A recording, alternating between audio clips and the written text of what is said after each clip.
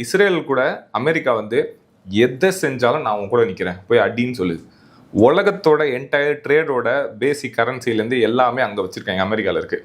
அப்போ அமெரிக்கா கூட நிற்கிறது, இஸ்ரேல் கூட நிற்கிறதும் அமெரிக்கா கூட நிற்கிறதும் ஒன்று தான்.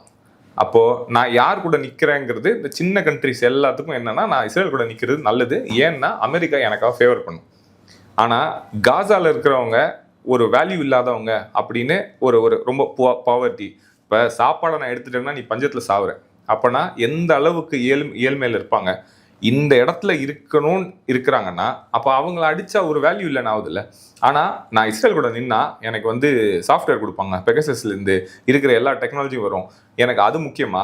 இல்லை அமெரிக்காவிலேருந்து எனக்கு எல்லா சப்போர்ட்டும் வரும். இல்லை நான் வந்து காசா மக்கள் கூட நின்று நானும் சாவுறது, என்ன பண்ணுவாங்க? சாங்ஷன் பண்ணுவாங்க. அதானே இப்போ நம்மளை மிரட்டுறாங்கல்ல, ரஷ்யா கிட்டேருந்து ஆயில் வாங்காதீங்க. ரஷ்யா கிட்டேருந்து ஆயில் வாங்க நீங்கள் தானே சொன்னீங்க, நீங்கள் சொல்லி தான் நாங்கள் வாங்கணும். இப்போ திடீர்னு உங்களுக்கு என்ன ஆகி போச்சுன்னா உக்ரைனுக்கு வந்து நீங்கள் இது பண்ணுறீங்க, ஏன்னா உங்களுக்கு உக்ரைனுக்கு நீங்கள் காசு கொடுக்குறீங்க, ரஷ்யாவை கண்ட்ரோல் பண்ணுங்கிறீங்க. அப்போ இது தெரியுதுல்ல. அப்போ நம்ம என்னன்னா மாரலாக இன்டெகிரிட்டி நமக்குன்னு ஒன்று இருக்கணும். ஒன்று, நான் எதுலையுமே தலையிட மாட்டேன்னு நேரு சொன்ன மாதிரி நான் அலைன்மெண்ட்டில் இருக்கணும். இல்லைன்னா ஒரு பக்கம் நிற்கணும். இப்போ எப்படின்னா நமக்கு என்ன பிரச்சனைனா, ட்ரம்ப் இந்த பக்கம் அடித்தா இந்த பக்கம் போய் ரஷ்யா போய் பார்க்குறது, ரஷ்யாவை அடித்தா அந்த பக்கம் போய் பார்க்குறது. இதுதான் நம்மளோட பிரச்சனை.